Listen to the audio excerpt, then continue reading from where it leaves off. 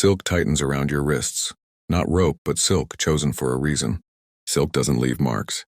You're kneeling on wet stone, the cold seeping through your bones, in a chamber that smells of lamp oil and fear.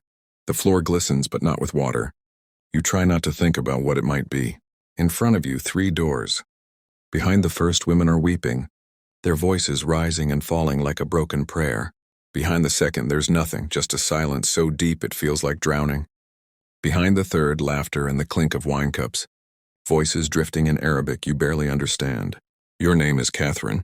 You're 23, but 3 months ago, you watched your father die clutching a contract he thought would save you. It didn't. Now a man in a spotless robe walks down the line of women beside you, asking questions in languages you know and languages you don't. His voice is calm, almost gentle, but he's not choosing people, he's sorting inventory. One of these doors will decide if you survive the next decade, or if you'll wish you hadn't, and the worst fate isn't always the one with the screams.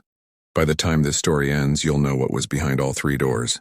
You'll understand why, 12 years from now, Catherine will stand before a sultan and say words that should have gotten her killed. And you'll realize something most people never learn about.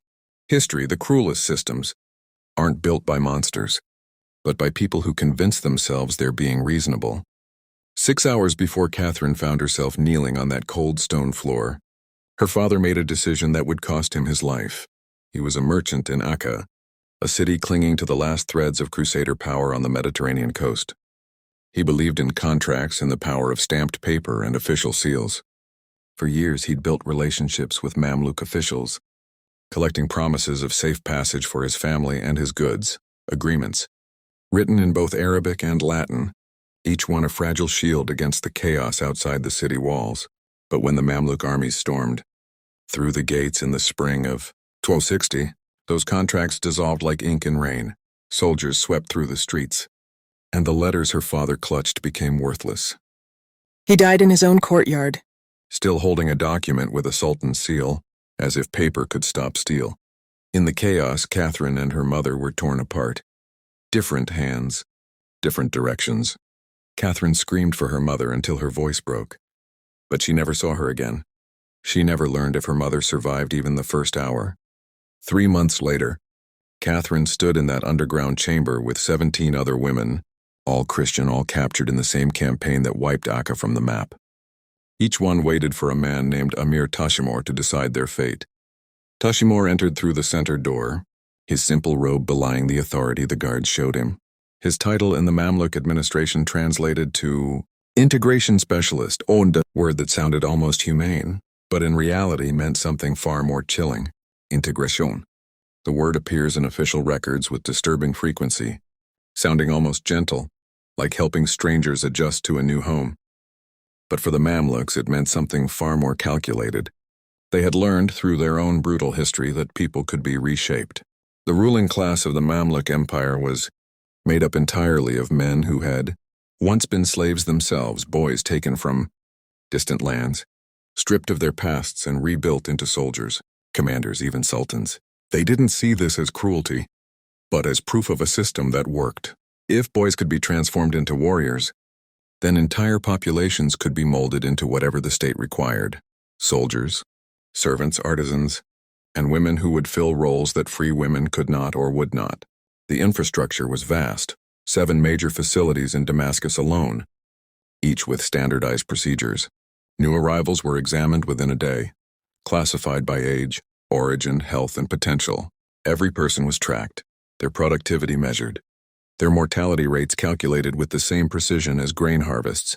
Amir Tashimor was just one administrator in this machine, but his decisions would shape Catherine's life for the next 12 years.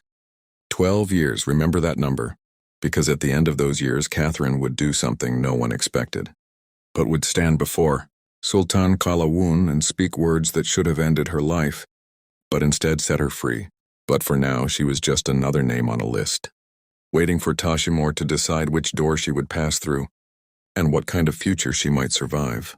Tashimor moved down the line of women, his gaze sharp but unreadable, pausing in front of each captive to ask a question in her native tongue. Sometimes it was Arabic, sometimes Armenian, sometimes the rough Frankish French of the Crusader states.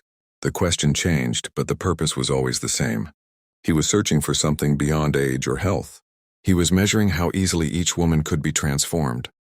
When he stopped in front of a terrified Armenian girl, he spoke softly in her language.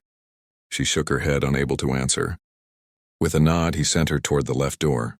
For a moment, Catherine glimpsed sunlight in a courtyard filled with women sitting in rows, heads bowed as officials examined them like livestock. The door closed and Tashimor continued. The process was methodical, almost scientific. Age mattered. Origin mattered. But most of all, he was looking for adaptability, a spark of intelligence, a hint of resilience or the opposite, a sign of someone who would break easily. When he reached Catherine, he spoke in flawless French. "Can you read?" She hesitated, knowing her answer could decide everything. Lying might make her less valuable, but Tashimor's eyes told her he already knew the truth. "Yes," she replied. "French, Latin, some Arabic." He handed her a wax tablet with Arabic script. She read it aloud, her voice steady despite her fear. Tashimor made a mark on his parchment and moved on. Catherine didn't know it yet, but she had just been chosen for door 3, a path reserved for those with education and skills, a path that promised survival, but at a price she could not yet imagine.